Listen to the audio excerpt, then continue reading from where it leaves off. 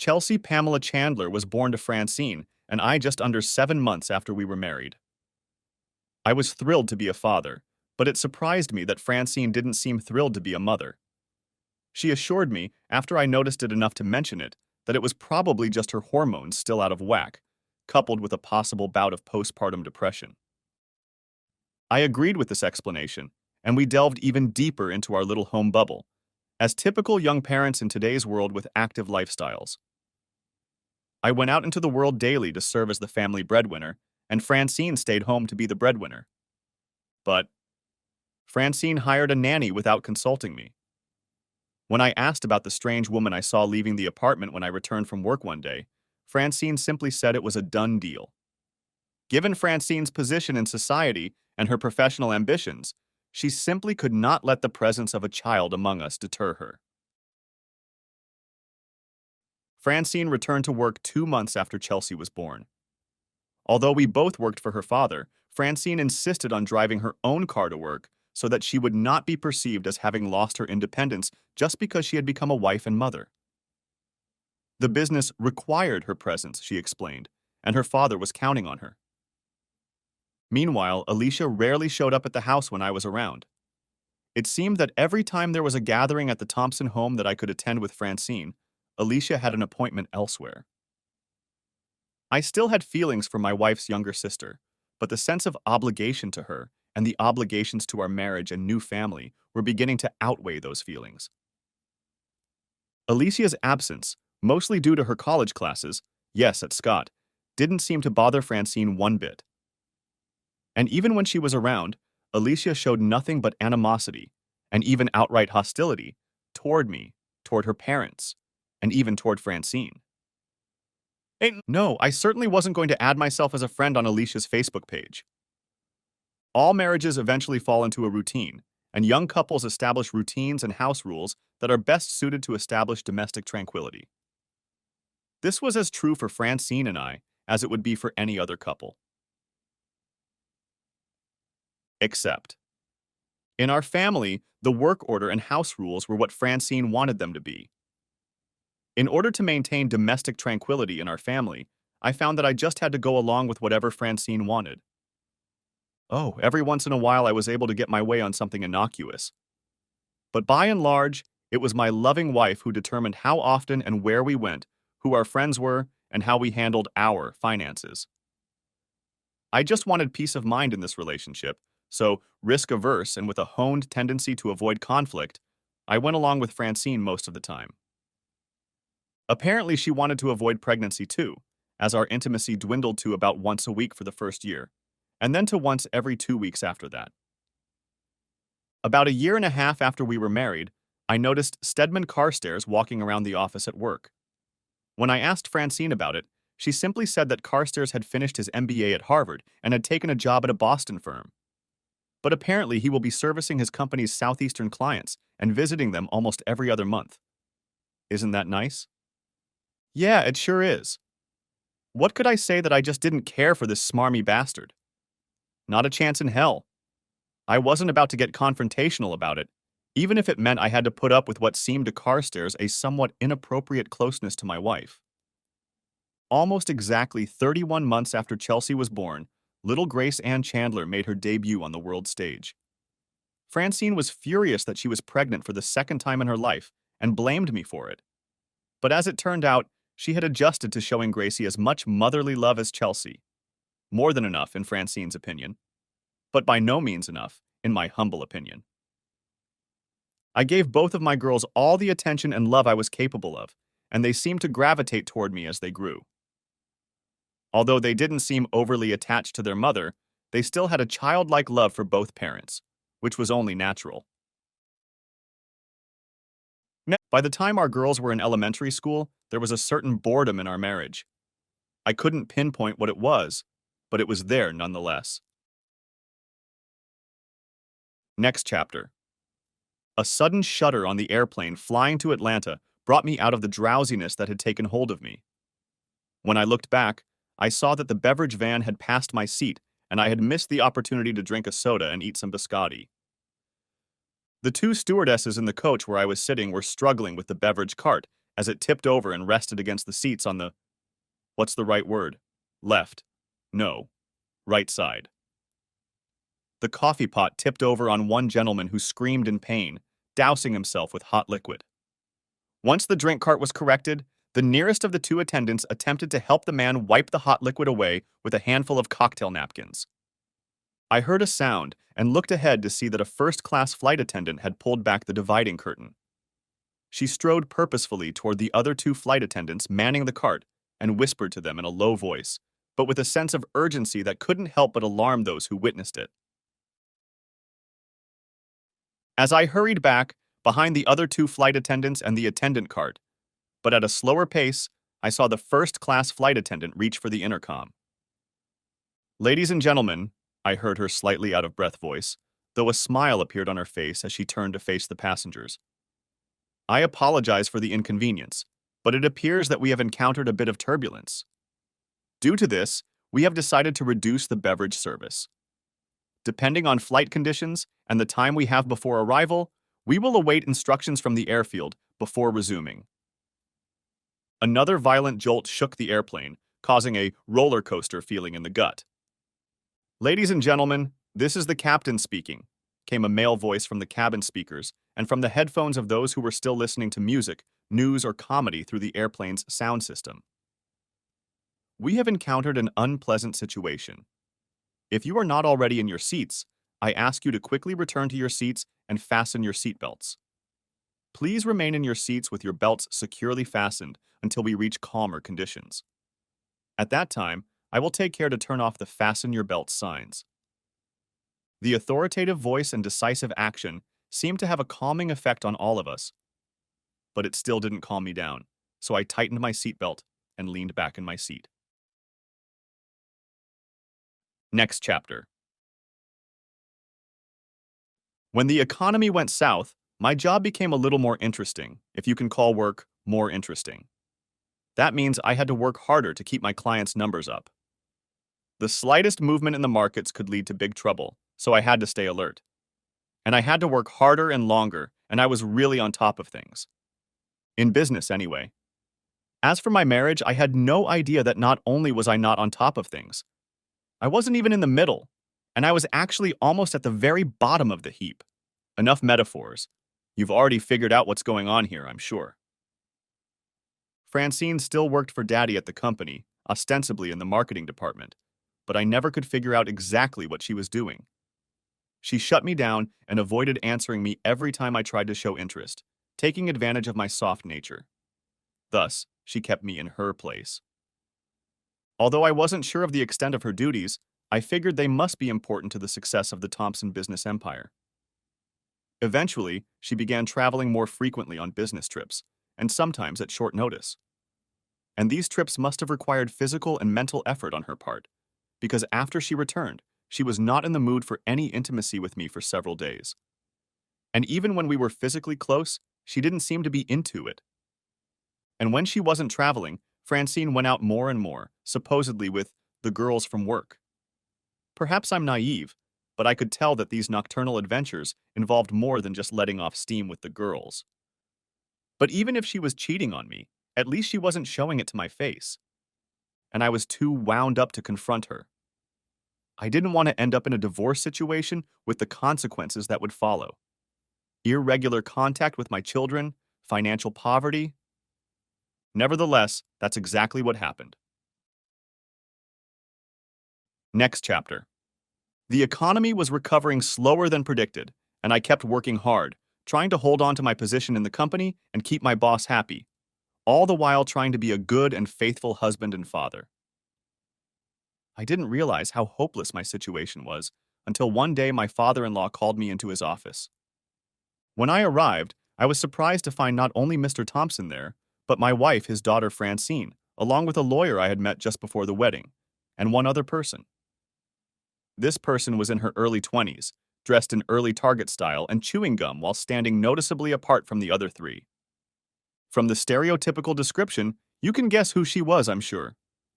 Yep, straight from the casting call of the process servers. "Mr. Lewis Chandler?" She stepped forward and asked, while the others smirked and stood silent. Uh, yes. A brilliant answer. A truly mind-blowing one. Just what a junior executive in a thriving business should say at a time like this, right? A manly statement. Mr. Chandler, you have been served, she said, placing a large sealed envelope in my hand. I didn't answer anything. I was still confused. I just stared at the package in my hand. I was slightly startled by a flash next to me. When I looked up, I saw that she had taken a picture of me with her digital camera. I'm sure the frame included the designer clock on the Thompson wall behind me to confirm the date time on the picture she took while I was being served. As the document server withdrew, I heard Francine sniffle and turn to her in shock at the rapidly unfolding events and in curiosity at what sounded like her crying. Louis, she said quietly without looking at me. How could you? Needless to say, I had no idea about any of this, especially that comment. Mr. Sharktooth made sure to clear things up quickly. Mr. Chandler, Thompson's lawyer said, I have a deposition from one Joan Hartman, an employee of the department you influenced in hiring, firing, and promotion, in which she claims you coerced her. He waved a piece of paper that had all the hallmarks of officialdom. You, sir, continued the lawyer, are guilty not only of adultery with this innocent young woman. At this, he pointed to Francine, who was busily pressing a napkin to one eye, obviously wiping away a tear. You are also in violation of the marriage contract you signed before you entered into union with Francine Thompson. And, I might add, Thompson looked at me with an expression not exactly of anger but satisfaction. You are in violation of company policy prohibiting inappropriate personal relationships between senior and subordinate employees. Leaning toward me, he removed his glasses and said the following. And you should just be happy that Mr. Thompson is not going to pursue your prosecution under violations of state or federal labor laws. I was numb. I had no idea who a person named Joan Hartman could be. I had no idea why this was happening to me. And why now? But, true to my nature, I just shrunk within myself and kept quiet. You have 30 minutes to clear your desk and office of all personal belongings. Needless to say, you cannot log onto the computer network from this point on, as your access to it has been revoked. One of these two gentlemen standing behind you will take your keys and your parking lot entry card. Thompson was on a roll. And you bastard, Francine cut in. Your things are packed and stacked by the front door of the condominium. I've changed the locks, so you need to come in when I'm there tonight. But before 8 o'clock tonight, I finally found my voice. The girls? They're at their mom's for the next few days, Francine interrupted me. I've also applied for a restraining order to keep you away from us, as I'm afraid your previous signs of aggressive behavior could put me and my children in danger. I had finally had enough. Mouse growled. What do you mean by aggressive temper, Francine? I shouted, probably for the first time in 10 years. I have never raised my voice, much less my hand, in anger at you or my girls. At this point, Mr. Thompson added with a thin smile. You see, Jim? He looked at his attorney and continued. If you need a witness about his anger problems, all you have to do is call me to testify during the hearing. I now realized that I had been cornered by professionals. I was shocked, angry, frustrated, and completely out of it.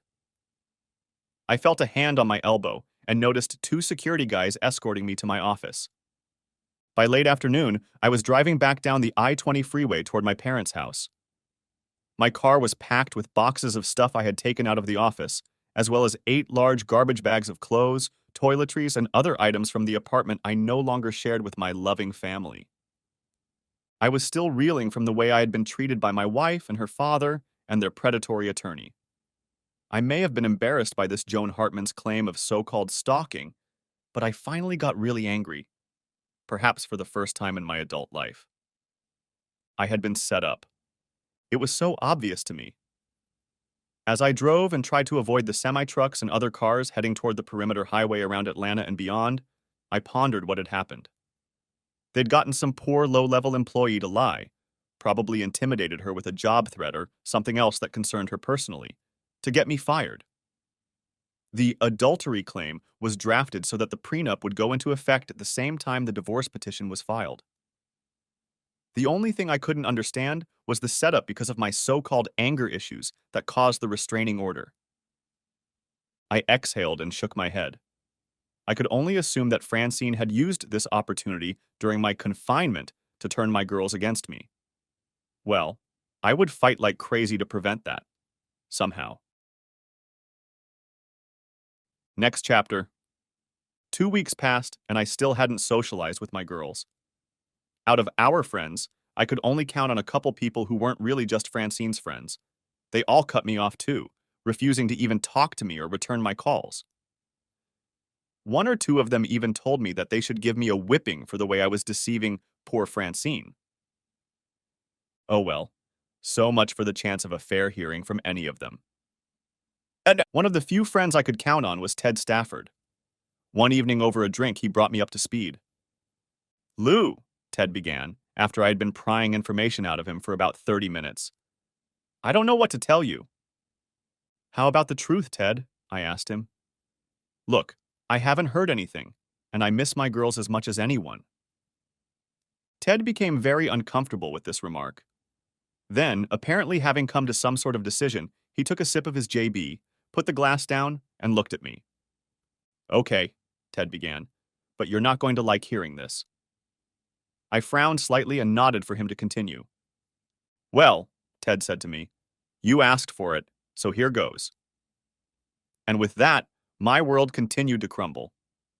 Not only did Francine evict me, but she put in my replacement. Wow. Not a week later, she moved her new man in with her, and my girls. You get the picture, I'm sure. It was Stedman Carstairs. That jerk, Carstairs, finally divorced his wife because of his own infidelity.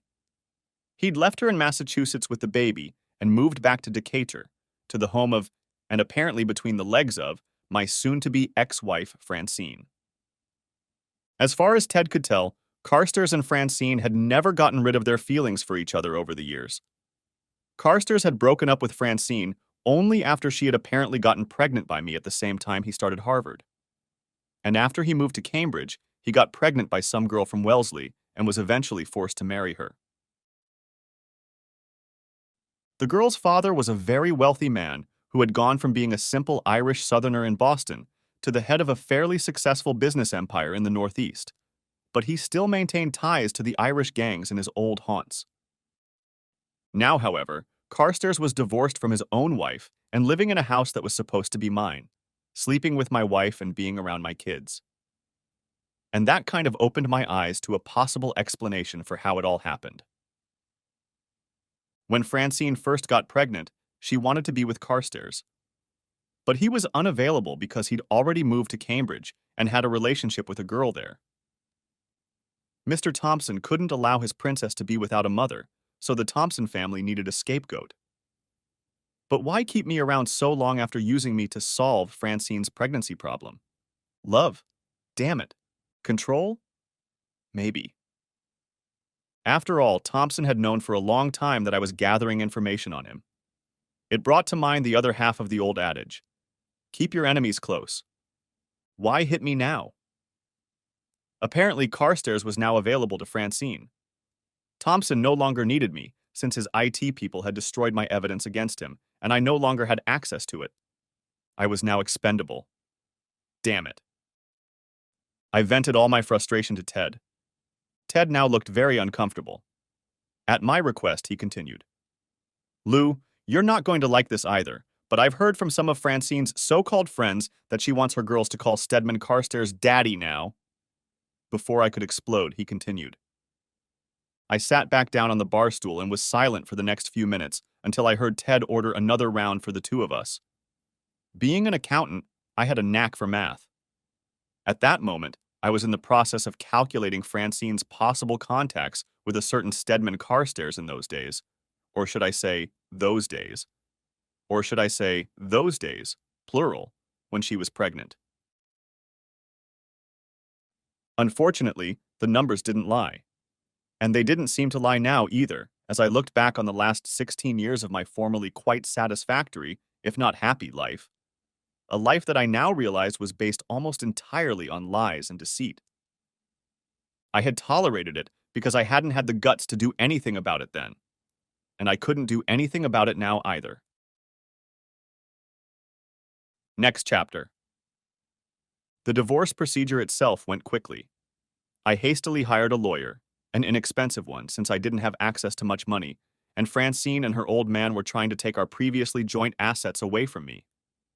But my young lawyer, no matter how hard he tried, was never able to stop the tsunami of crap coming down on me. I was forced to keep paying rent because my kids lived in the apartment and they needed stability to stay in their familiar home. And of course, they needed the care of a loving mother during the difficult times after the divorce. My attorney strenuously objected to many of the issues presented by Francine's attorney, especially regarding employment, and the judge sometimes agreed with us. However, I could tell that the work issues inevitably crept into the mind of the woman acting as judge in our case, leading her to believe that I was just another womanizer who was trying his best to pollinate all the women in his workplace while he still could. And to hell with my family. I also ended up having to pay a bunch of child support. I loved my two girls and would never have resented paying child support. Next chapter.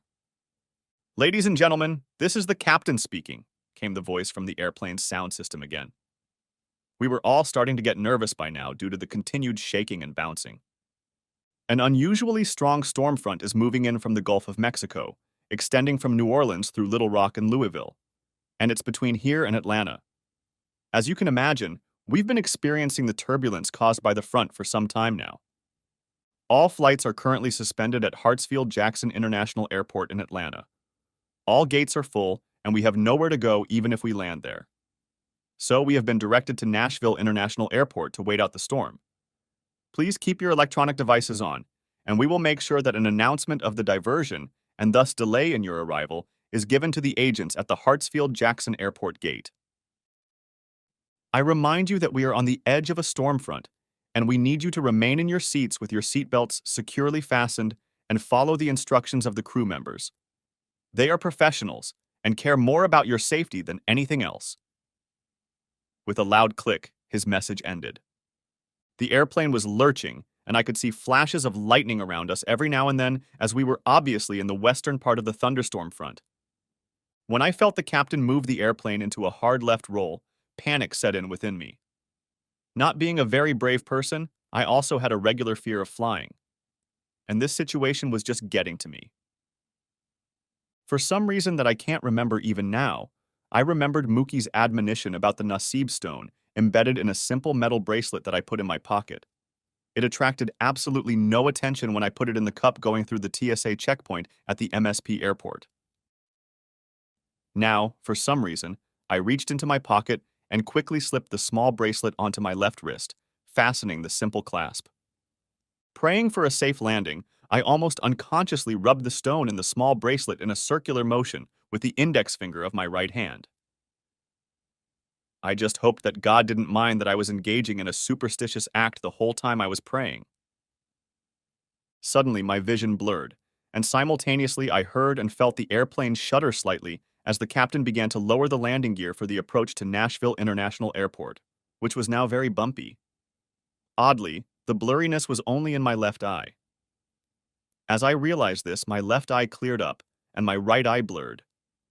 It seemed that each of my eyes was clearing and losing clarity independently of each other, or even in an alternating rhythm. Now I was truly frantic. I prayed harder, rubbed faster, and my eyes alternately dimmed and clarified faster and faster. Then I think I passed out. Next chapter. Next chapter. When I came to my senses, things were pretty strange. The oddity was that I wasn't on the airplane, and I wasn't lying down, and everything was so quiet. I leaned against the sink counter in the men's restroom, located down the hall from the stairs leading to my office. And here's the thing. This was the office at my old job, the one I had been kicked out of a few months before. While contemplating that I'd better get out of here before old man Thompson discovered I was trespassing, I noticed my reflection in the mirror above the sink. While my eyes were still performing the Left eye, right eye, dim, clear action. I saw in my reflection that my pupils were alternately dilating and constricting. At the top point, the pupil was almost completely covering the iris, so that I couldn't even tell the color of the eye. At the lowest point, it was as if the eye was almost all color, and the pupil was just a tiny dot. I washed my hands and wiped my face with water as the blackout began to subside. After about 30 seconds, I saw in my reflection that the alternating pupils in my eyes had weakened and were no longer visible. I panicked for a moment when one of the guards who had escorted me out of here months ago walked in to do his business. I was sure he would grab me by the scruff of the neck and my pant leg and shove me out of the establishment through the nearest door or window, whether it was open or not. "Did you comb your hair, Mr. Chandler?" the guy asked in a friendly manner, heading for the urinal. He said it just like he might have said it before all this shit started here. Taking advantage of the guy's distraction to take a piss, I walked out of the men's room, wondering how I got from the turbulence aboard an airplane landing in Nashville, Tennessee, to the quiet men's room at my old workplace in Decatur, Georgia. The men's room was next to the lobby on the second floor, so I could see the TV in the waiting area. It was tuned to CNN. Hey, this is the Metro Atlanta area and TED Network's rule here. I almost passed out when I saw what was being shown on the screen. On the screen was a live broadcast of a thrilling car chase taking place in Houston, Texas. But that wasn't what made me pass out. It was my recollection of an event that happened months ago. Moreover, the date and time was on the screen right above the newsfeed that ran along the bottom of the screen. It had happened almost a year ago, 7 or 8 months ago anyway. I looked out the window and didn't see the dull brown grass around the building, as it must be today, late November. Instead, I saw the smoothly trimmed zoysia grass and the budding ornamental trees of mid to late March. "Mr. Chandler, are you all right?" Marge, one of the secretaries in Mr. Thompson's company, asked. I was leaning against the wall and looked gray. At least that's how I felt. Thank goodness I was too shocked by what I saw around me to say anything. I'd probably say something stupid or out of line enough for Marge to call for the guys with the nets and straitjackets. Yes, yes, Marge. I must have eaten something at lunch that I didn't like, I said unconvincingly. Marge smiled at me and walked back to the front desk. I turned down the hallway leading to the stairs and went up to the second floor. On the way to my old office, I met nothing but familiar faces and smiles. What I didn't meet was anyone or anything that could explain my presence here, in this place, at this time. I closed the door to my office and sat down to gather my thoughts. I looked around the surroundings of my office. Nothing had changed from a few months ago. I saw the family photos on the desk and the gloom came over me again. Francine and the girls were still smiling at me from the frames. Also in the frame was a family photo from our wedding reception 16 years ago. Well, a little over 15 if the date on the TV was correct. The whole family was there, including Alicia. Oh, Alicia. If only. Now, not only was she not mine, she was no one's. Alicia passed away earlier this year from cervical cancer.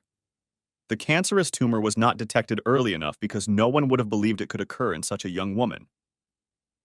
Had it been detected early enough, and had she had a complete hysterectomy, she could have lived for many more years, even decades.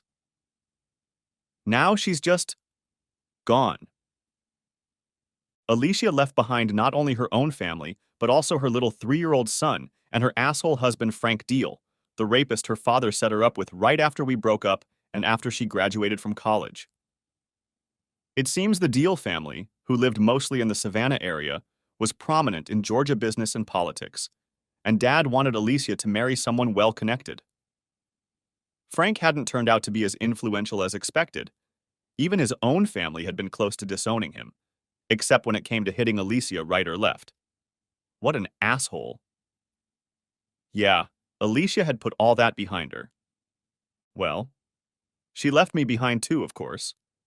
I never lost my deep emotional attachment to Alicia.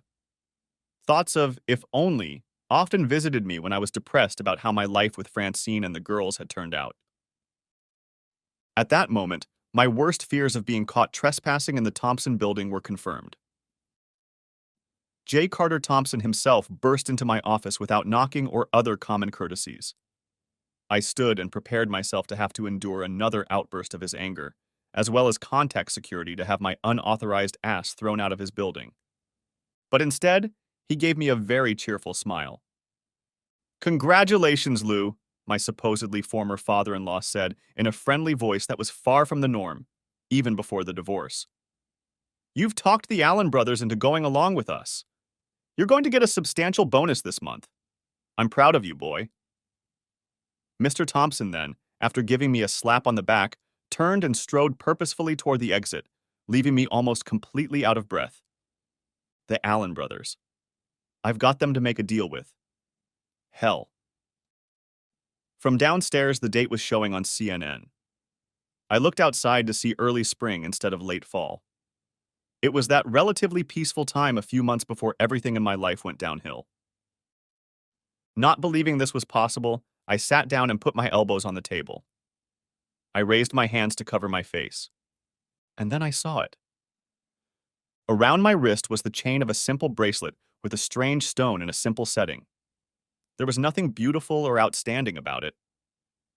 It was just lying where I had put it when I took the airplane from Minneapolis ... in a few months. I looked at the Outlook calendar on my workstation. Aha. It was indeed 8 months before I traveled to Minneapolis. And yet I had a bracelet that my mind told me I had gotten there, and then, as a gift from a guy named Mookie. I had a panicked thought. What if I didn't just mentally and emotionally go back to an earlier time? And if I went back physically, what would I do if I encountered my other self belonging to that timeline? Nope. Somehow I knew that I had just returned to my own timeline and was in my own body from a few months ago. And also, the stone bracelet of Nasib had apparently returned with me. Somehow, some force, or whatever it was. Associated with this Nasib stone brought my consciousness back in time with the Nasib stone. I could only guess that the presence of the stone was to serve as a guarantee that it had indeed worked, and to reinforce the fact that it was indeed behind the strange circumstances I had gotten myself into. But I was now aware of what might have been, and of what was likely to happen in a few months. Now, if my eyes and other senses were to be believed, I wouldn't go to Minneapolis. I wouldn't meet Mookie and get that Nasib stone in my bracelet from him. Yes, I did know its name. And I probably wouldn't be served with divorce papers and fired. Wow. If my dates are correct, I was just over 4 months away from my world falling apart. What can I start doing now to make sure that doesn't happen? I pulled out a pen and notepad.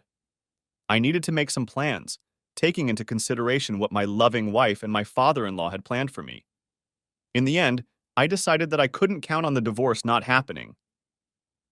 I remembered how quickly, in another timeline, Francine had gotten Stedman Carstairs firmly established in my house and what used to be our bed. Anyway, I didn't grow the size balls I used to have. I was still afraid of confrontation, still subject to the authority of my boss and father-in-law, and still mostly subject to Francine's desires and aspirations. No.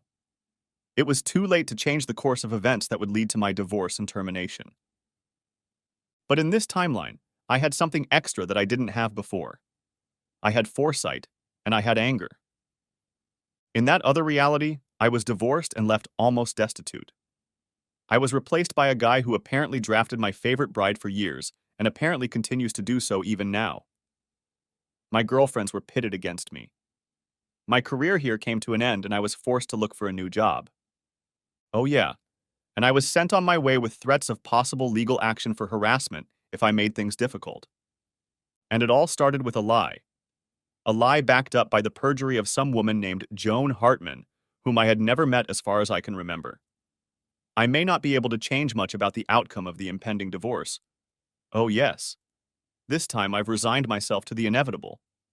But at least I wasn't going to be kicked out of this company with no consequences, and a hell of a lot of compensation. And I was damn sure going to get myself a better lawyer and be better prepared. Oh, and this time I was going to set aside some funds for an emergency. I wanted to be able to do more with my finances afterward, not just stand around rubbing my last 2 nickels in my pocket like I used to. I stared for a while at the Nasib stone in the setting of the chain bracelet I wore. The thing was obviously giving me a way to prepare myself to right at least some of the injustices that awaited me along the way. But what if it still didn't work out? What if there were other emotional challenges ahead of me? Will the Nasib stone be able to help me again? Or was it just a one-time miracle? There was no point in worrying about that now.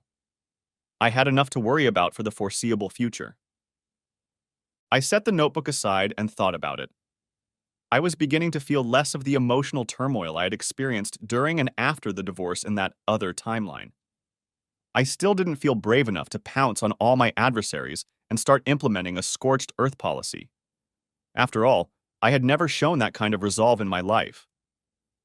But now I did feel a little master of the situation. And that suddenly made me feel a little calmer. Peace. That guy, Mookie, said that his father told him stories about how the Nasib stone transports its owner to a place of peace. It may not be a place of peace in the long run, but I felt a strange peacefulness in this place and at this time, at least for the moment. And that feeling was a real blessing that I haven't experienced in a very long time. Next chapter. As the anxious days approached, my position for the near future became more and more stable. I had been gathering information about Old Man Thompson's dubious dealings for years, almost from the moment he had taken over the small company I worked for, and Francine had infiltrated. During that period, I already knew that he had discovered my little electronic stash of evidence on my computer and network server, and planned to deal with it accordingly. So in the first couple of days of my return, I backed up all of my materials to DVD-Rs for off-site storage, leaving the files that Thompson knew he would find on my workstation's hard drive and on a shared network drive. The DVD-R copies were placed in a safe deposit box at a local bank, completely unrelated to the bank Francine and I had used all those years together. I also set up an emergency fund account and began liquidating all possible assets to build a nest egg in case of what would happen in the next few weeks after my return. Francine even noted a few days afterward that I seemed to be withdrawing money from the ATM more often, and she hopes I haven't become a profligate spender. Francine. She was still just as I remembered her before the divorce. She still pestered me constantly and demanded it was either her or nothing in all decisions regarding our family. The only weapon in my defense, given my still somewhat meek nature, was information. I knew what and when was going to happen. But this time, I was a little better prepared. Still, being prepared was not the same as preventing. And it was too late when I found myself back at that slightly earlier point in my life. I had only been back for a week when Francine broached the dreaded subject. "Lou, what's wrong with you?" Naturally, she said it without any connection to what we discussed that night after we got home, or dinner, or evening classes until we sent the girls to bed. She simply said, "It's okay, honey," I said, putting all my contrived southern charm into this affectionate address. "Why do you ask?" "It's just that you're so, well, moody, I guess you'd say." "That's right, Moody." She nodded, finally realizing exactly what she was describing.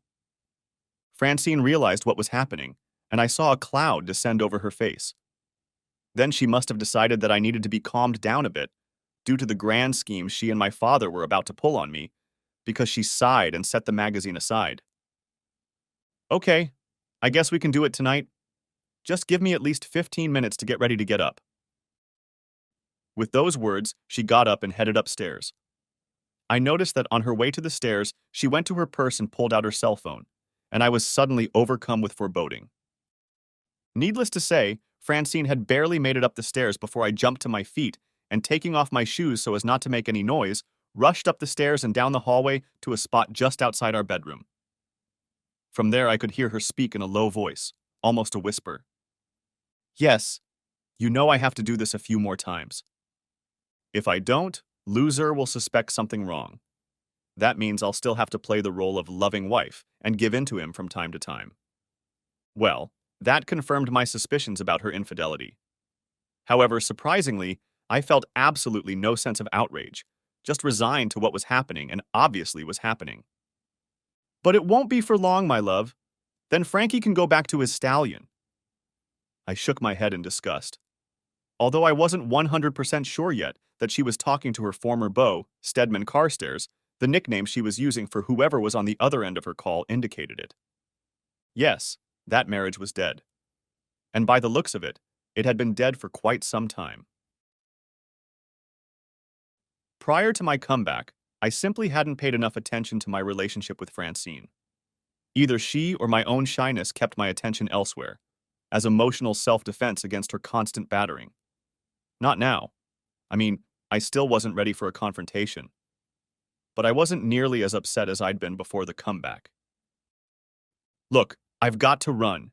He'll be here any minute, and I'm going to have to give him another trait of mercy. No, of course I won't do anything to him except the bare necessities. You know I'm leaving myself and everything else to you, sugar. Not tonight, my dear, I thought.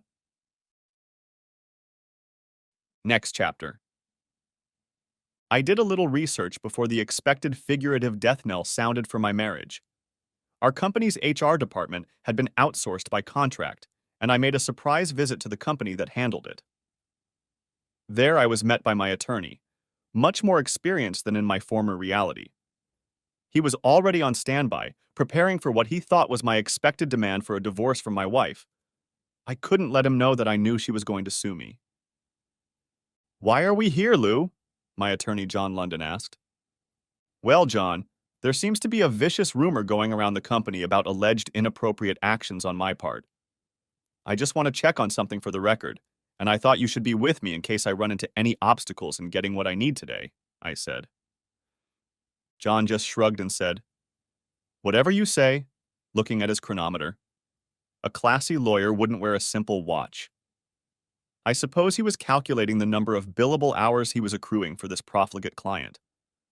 Only I knew that the payout from this visit could offset his legal fees many times over when the truth finally came out. John followed me into the office of the contract staffing firm and watched as I introduced myself and requested the work history of one Joan Hartman at Thompson Corporation, filling out the appropriate forms and presenting my company ID to confirm my access to the records. The young intern working behind the counter was full of Southern hospitality and eagerness to please. I didn't even have to introduce my attorney. 20 minutes later, I was standing outside my car in the parking lot with hard copies of the paperwork of Joan Hartman, who had actually worked at Thompson's company some time ago. It turned out that when she had left the Thompson company 50 years earlier, even before the small firm I was then working for was absorbed into Thompson, she had become Joan Burns by marrying someone not associated with the company. There was even a copy of a letter of recommendation for her, should she ever seek employment elsewhere, that had been mailed to her new address in Tacoma, Washington. "Okay," my lawyer finally asked. "Obviously, you didn't need my help getting this. So now what? What does any of this have to do with you wanting to divorce your wife?" I just smiled and said, "John, I wanted you to see me get these documents legally and firsthand." I took a deep breath of fresh air and said, "I have a feeling these documents are going to come in handy very soon. So take care to protect them at all costs. Do you understand?" "My client is definitely not right in the head," is what his facial expression silently told me. Nevertheless, he tucked the papers into his valise, shook my hand, and said goodbye. Next chapter. On the morning of the day I was to be summoned to Thompson's office for them to bring the gavel down on me, thinking I was still an ignorant loser, I had already arranged for my attorney, John London, to stop by to see me on an urgent matter. I had to crumple a bit when he asked me what exactly was so important. John arrived about 20 minutes before the time I remembered from my previous existence as Hammer Time. When he entered my office, he immediately started by saying, "Lou, what's so damn urgent and why the secrecy?" I shrugged my shoulders, smiled thinly, crossed my fingers below desk level, and replied, "John, I've been getting some strange reactions from those around me over the last day or two. Also, one of the employees who joined this company with me 16 years ago, when we were bought out and absorbed by Thompson, relayed to me over the DL that my position here may be in jeopardy. He said that, to his knowledge, it would be decided around lunchtime today. That's why I thought I might need you here. Okay, I was lying through my teeth about the hints and the so-called informant. But I really needed John to represent my interests from the moment all this shit was going to start rolling downhill. And that would be just about, and just as I remembered from that awful last time, I got the call at 11:30 a.m., right on the button. Mr. Chandler, I'm afraid Mr. Thompson has specifically stipulated that you are the only one who must be admitted, Thompson's assistant said, as if that settled the matter as John and I entered the outer rooms leading to J. Carter Thompson's office. But this time, instead of merely following her directions, I looked at my attorney, then at her again, and said quietly but firmly, "This gentleman is John London, my attorney. Regardless of what Mr. Thompson says, Mr. London is going in there with me. Is that clear?" She just sat back in her seat with her mouth open at my sudden defiance. She expected me to just do as I was ordered, as I had done many times in the past, especially since I had always been compliant, even for a low-ranking deputy sheriff. If any of the three main conspirators were surprised that I purposefully entered Mr. Thompson's office without knocking, rather than my usual meek stride, they said nothing. It was only when they noticed that a guy in a well-fitting suit and wingtips carrying a leather valise was walking with me that they spoke louder. "Chandler," J. Carter Thompson shouted, "this is a private meeting. We will be discussing important business, personal, and private matters that concern our family and this company. What do you do when you bring a stranger into my office without first saying a word of your own volition?" He was clearly annoyed, but I could also tell he was curious. Without waiting for my answer, he said, "That man will have to leave until we're done here." As before, Mr. Thompson was joined by his supposedly distraught wife Francine, the shark-toothed lawyer representing the Thompsons, and a 20-something female document processing clerk. I didn't look back when I detected movement behind me, but I knew 2 security guards had quietly slipped in behind me, just like last time. I just stood in the middle of the office and looked straight into Thompson's face. Unlike last time, when I bowed my head and could barely bring myself to look at him. This time, I threw the first can of gasoline into the legal bonfire they'd already lit here. I'm afraid I have to insist that my attorney John London remain by my side during anything that may happen here. The expressions of the faces in front of me were priceless as I noted their surprise and consternation when I said the word lawyer. What are you? Thompson didn't quite manage to regain his aplomb as he began to see this elaborate situation not just slip from his absolute control, but cascade rapidly. But J. Carter Thompson was a major player in the business world and had not achieved his position by being slow to react. Besides, he was a world-class negotiator, and now he was letting those skills go to waste. "You see, Chandler," he began, in a tone that I'm sure seemed more reasonable and conciliatory, designed to throw me off balance so he could strike. "I am sure we can resolve our little difficulties without getting out of hand. After all, I'm sure you knew that sooner or later we would discover your petty shenanigans, given the security and oversight measures in place here. Right?" I guess he figured I'd give in, as usual. In this he was mistaken. "Mr. London will stay to witness whatever you tell me," I said simply and softly, without bravado. I didn't raise my voice or even smirk. After all, I was still shaking with fear of having to get into a physical or emotional confrontation with anyone. I'm just not the confrontational type. But a tiny voice in the back of my mind assured me that I just had to stand my ground. And I did. But it wasn't easy. Thompson, his lawyer, and Francine spent about 10 seconds looking among themselves. I guess they were trying to determine from their facial expressions alone which one of them would try to save the play they were putting on here this morning. Finally, Mr. Thompson said, "All right." He then looked around and nodded to the young woman holding the ill-fated envelope I had been waiting for weeks for. She approached me and began her story.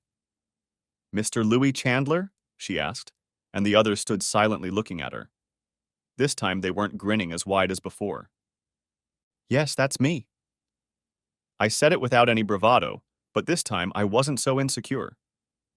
"Mr. Chandler, you've been served," she said, placing a large, sealed envelope in my hand. The faces of the big three standing in front of me must have had the same look of shock on them this time as the last time I hadn't even looked at the envelope I'd been handed. I just propped it under my chin and turned to the process server with a positive smile as she took my picture. I then handed the package to my attorney. Now he's going to start acting, I thought as I handed the packet to John. And sure enough, he started. My client has nothing to say right now, John quickly stated as he tucked the packet under his arm and opened his valise. I realized from the way he said it that John's statement was meant more for me, a reminder that I shouldn't say anything, than for the others. He pulled out a fancy stationery knife and easily cut through the packing materials. The document server, taking advantage of being distracted, slipped quietly out the office door. Pulling out the divorce papers, John went through them the way lawyers do, flipping through the pages, something only they know how to do theatrically, and, as the audience would say, with such seriousness. You can count on us to spend the requisite amount of time scrutinizing these documents before responding. So all I had to do was idiotically sign off on all the points, as I had in the previous installment of this episode. That wasn't going to happen this time. John stuffed the pages back into the original packing material and slipped the whole thing into the valise before closing it. Stopping with the valise half closed, he noticed the look on my face and the slight shake of my head. Is there anything else? My attorney asked, sensing that I could tell from the looks on the faces of my three opponents that there was more to come. Mr. Thompson cleared his throat and looked at Francine. I almost laughed, and would have laughed if I hadn't been still somewhat depressed by the normal existence of conflict in my presence. But Francine evidently took the hint and followed her stage cues well. Louis, she said quietly. But this time she looked at me with an unconvincing expression of resentment and indignation. How could you? Since I knew what was coming next, I simply turned to Mr. Shark Teeth and waited for his next statement. Mr. Chandler, Thompson's attorney announced just at that moment. I have a deposition from Joan Hartman, an employee of the department you influenced in hiring, firing, and promoting, in which she alleges that you coerced her on numerous occasions. He waved a familiar piece of paper that had all the hallmarks of officialdom. Hearing the name Joan Hartman, I glanced to my left and saw John London twitch in surprise. I looked at him intently and raised my hand briefly so he wouldn't have time to jump up and say something. I could tell he remembered the name Joan Hartman, and it only took him a fraction of a second to realize what was happening. Give me a microscopic nod and then assume a posture of stern attention to the details of what was happening. You, sir, continued Mr. Shark Teeth, are not only guilty of adultery with this innocent woman. With that, he pointed to Francine, who was now busily reaching for a napkin from her purse, as I broke the rhythm of the meeting that would have otherwise allowed her to have already put one napkin to her eye, apparently ostensibly to wipe away a tear. You are also in violation of the prenuptial agreement you signed before you entered into union with Francine Thompson. And I might add, Thompson looked at me with an expression not exactly of anger, but more of curiosity at my reaction than the satisfaction he expected from seeing me squirm. You are in violation of company policy prohibiting inappropriate personal relationships between senior and subordinate employees. Next, he leaned toward me and took off his glasses to make his next statement exactly on target. And you should just be happy that Mr. Thompson isn't going to pursue your prosecution under violations of state or federal labor laws. As I said, my client has nothing to say right now, John London said to the three men, who were now looking at me with some relief that their elaborate setup had not fallen apart from my slightly unorthodox behavior and the unexpected presence of a lawyer as my defense counsel. They expected me to find myself ignorant, unarmed, and alone in all this. But I wasn't that ignorant. I expected it. I wasn't unarmed. Information is the most valuable weapon a fighter can wield. And I had already decided that, as unaccustomed as I was to it, this was a kind of fight. After all, I wasn't alone. John London looked at me with a, "You may have set me up, but I thrive on this shit" expression as he turned toward the door, holding my elbow in his hand, trying to pull me out of there. But Mr. Thompson and Francine still had a few more lines to say. You have 30 minutes to clear your desk and office of all personal belongings. Needless to say, from that point on, you may not log onto the computer network, as your access to it has been revoked. One of these gentlemen will take your keys and your parking lot entry card from you. Thompson said it in an obviously rehearsed tone, but he still managed to portray the indignant look of a superior. "And you bastard!" Francine cut in. "Your stuff is packed and stacked by the front door of the condo. I've changed the locks, so you should come by tonight when I'm there, but before 8 o'clock tonight." I guess I was amazed that I could still surprise Francine, because I was really taken aback by the way her jaw dropped in shock when, instead of crying or begging or looking crazy, I just said, "Okay." I didn't even bother to ask about the girls, since I already knew they lived in the Thompson house in Stone Mountain with her mother. Then Francine, even though I didn't react as I expected, went a little overboard. "I have also applied for a restraining order to keep you away from me and the girls, as I fear that your previous signs of aggressive behavior could put me and my children in danger." Mr. Shark Teeth handed me another document, which I took again without looking at it, and then handed it to John London. Instead of seeing me explode with anger or shake my head in surprise, they saw me stand expressionless as far as I could tell. I couldn't see my face, but I had practiced putting on an unaccustomed expression that I considered stone-faced, and again said softly, "Okay." Even J. Carter Thompson was beginning to realize that his plan was not going at all the way he had envisioned. He seemed to be contradicting himself on how he should proceed, but only for 5 seconds.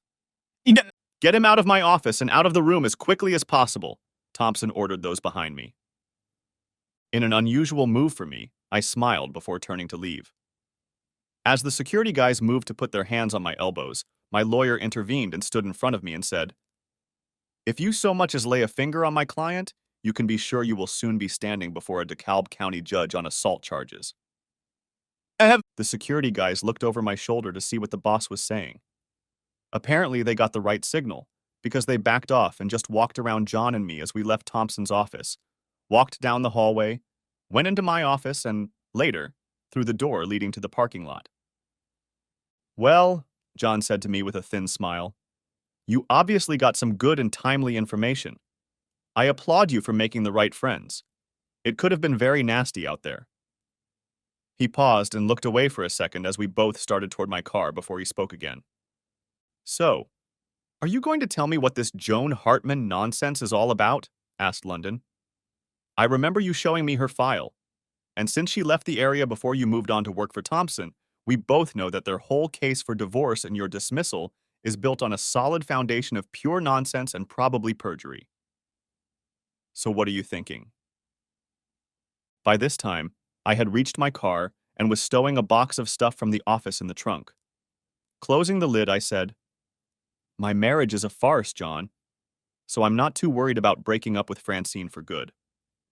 As for the kids, I love them dearly and don't want to lose them, but I just don't know what to expect from these people under a so-called restraining order based on my alleged anger issues." "Don't worry," John replied. "It may take a week or two, but I'm sure I can get that restraining order lifted. Now, what about this Joan Hartman?" I looked at my lawyer and, smirking, said, "John, you're going to make me a very rich man with a wrongful termination lawsuit, and just in case you're not doing too badly yourself. After the divorce judgment is entered, and only then, based on this delusional assertion, do I want you to sue for $16 million in damages. I am basing this on a calculation of $1 million for each year that I was with Thompson and Joan Hartman was not. Then I want you to raise the amount by another $2 million and threaten them that if they try to countersue, they will go to the prosecutor's office on perjury charges. Then, I want you to raise the amount by another $500,000 every time they offer an alternative settlement amount." John's smirk began to match mine, and he told me, "You know the final judgment in a lawsuit like this probably won't reach that amount. I mean, judges don't usually award the plaintiff such a high amount in cases like this. But we should get a heck of a return on the lawsuit with so much evidence in our favor and the obvious chutzpah of Thompson and his lawyer. Oh yes, we should do just fine." We both started laughing as he shook my hand and headed to his car, while I climbed into mine to drive to my new apartment, which I had already arranged for and had already had furniture delivered. My new apartment was in Sandy Springs, as it had been in the past, but this time I had time to prepare, and I had found a much nicer place to live. Also, I had set aside enough financially to handle things like the deposit and extras for now. As for my stuff in the apartment Francine was talking about, damn. I could go and get them. That way I could piss her off even more without being depressed and needy, as she no doubt expected me to be in all of this. As for my girls, I knew that Francine would try to use my love for them as a weapon against me. But I also realized that there was nothing I could do about it now. The indirect mention I had gotten in my previous existence, a few months after the divorce, that I might not be the biological father of either of my daughters, was still lingering in the back of my mind. But biology doesn't invalidate a father's love for his children. They were still my girls. I had simply loved Chelsea and Gracie for too many years to turn off my feelings for them in their innocence. And that innocence certainly didn't extend to my cheating slut ex-wife. I pulled into the street and turned on the local news radio station to listen to Rush. When his standard music came on, heralding the start of another hour of what he called excellent broadcasting, I started laughing out loud.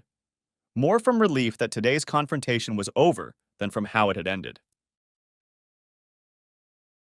Next chapter. The divorce is granted, the judge announced, and banged the gavel, concluding our final hearing after months of document gathering, evidence, testimony, and waiting. We didn't actually have to be physically present, but John London had directed that he and I be here, and that Francine's attorney, who was also Mr. Thompson's attorney, be here as well. I stood next to John as he looked toward the back of the small courtroom and nodded to the DeKalb County Sheriff's deputy standing at the very door. The deputy approached Francine's attorney, who was clearly furious at being forced to be physically present for what was a simple formal announcement that would be published in the newspaper anyway. Are you, by any chance, Mr. James Cantrell, attorney for Miss Francine Chandler, N.C.E. Thompson, and Mr. J. Cade Thompson and the Thompson Corporation? The deputy asked almost nonchalantly. I guess Francine's attorney was just still annoyed that his morning had been ruined and didn't pay much attention to it. He simply replied, Yes, I'm James Cantrell. What happened next made him take notice. You, Dryad, have already been served, said the deputy. He handed the package he was carrying to Cantrell and quickly left. John London and I just stood there and watched the various expressions on Cantrell's face change to reflect the changes in his emotions as he first opened the envelope and then looked shocked at the documents he held in his hands. Finally, turning to John and me, he expressed anger and indignation. You're out of your minds. There's no way you can expect this lawsuit to gain the confidence of the court. He's never, Cantrell began. The hands in which he held my motion to file a complaint against his client and the huge sum based on wrongful termination were visibly shaking. John interrupted him by holding out a packet of certified copies of Joan Hartman's documents that he had been extracting at my request over the past few months. You might want to familiarize yourself with them before you use words like never in reference to this lawsuit, he said. As Cantrell began reviewing the documents, I realized that when he was prepared, he was good at his job of making a confident face in court on behalf of his clients. But he wasn't good enough for me not to notice the slight weakening of his confidence in his position as he familiarized himself with the truth of the situation he faced. Cantrell now knew that his clients had planted the false documents that served not only as the basis for my just completed divorce, but also for my dismissal from Thompson Corporation. The highlighted dates showed that I was not even working at Thompson at the same time as this Joan Hartman, with whom I was supposedly having an affair, and that she had left the company over 16 years ago, just as I had joined the company. Even with my lack of experience in all this, I could tell that he realized he was screwed. Well, I mean his clients. Lawyers are almost never on the losing end. Finally, he said the only thing he could say at such a moment. We'll get back to you on that. John smiled predatorily at Cantrell and said, Just don't take too long. You can call my assistant and make an appointment. I had one more thing I had to do personally this morning. I handed Mr. Cantrell a DVD-R containing copies of electronic documents that indicated years of unethical and illegal business activity by Mr. J. Carter Thompson and his CFO at the Thompson Company. I said, "Be sure to pass this on to my former father-in-law, for his eyes only, not yours. It might make him want to hurry up. Assure him that I will act discreetly if he is not slow to agree to my lawsuit." My lawyer threw up his head and grasped my arm with one hand and picked up his valise with the other. He then quickly led me out of the courtroom and into the hallway. "Would you like to tell me what that reckless stunt was? What was on that disc you gave him? If you've ruined the case in any way by your actions, you can just get yourself a new lawyer, after paying all my fees, of course." John London was furious, and I don't think I blamed him for anything. And, as befits my nature, I recoiled from his verbal attack on me. When he subsided and waited for me to respond, I finally took a breath and replied, "Thompson has been conducting shady and illegal activities for years, long before I came aboard," I said. "I'm just offering him a little incentive to settle this suit. Or I'll have to take a copy of this disc to the DA's office or even the FBI field office in Atlanta." "Look," John told me, still very angry with me. "This is the kind of thing you should leave it up to me to decide." "John," I said, "you and I both know that if you had actually read what was on the disc, or if Cantrell had read any of it rather than giving it to Thompson, either of you would just have to go to the DA's office. After all, even as my attorney, you're still an officer of the court, right?" John made it clear that he disapproved of my actions, and he had to admit that he would have to take any evidence of Thompson's criminal actions to the DA. After yelling at me for another minute or two just to vent, he pulled himself together and said, "It's lunchtime and we're going to Sonny's. Your treat." I smiled, and together we walked to my car, my mouth already wanting Sonny's BBQ and sweet iced tea.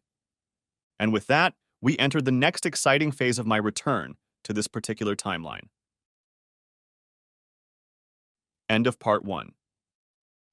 Part the second of may be coming out in 10 hours. Write in the comments if you're waiting for it. Also, give a like under this video and subscribe to my channel. I hope you enjoyed this video.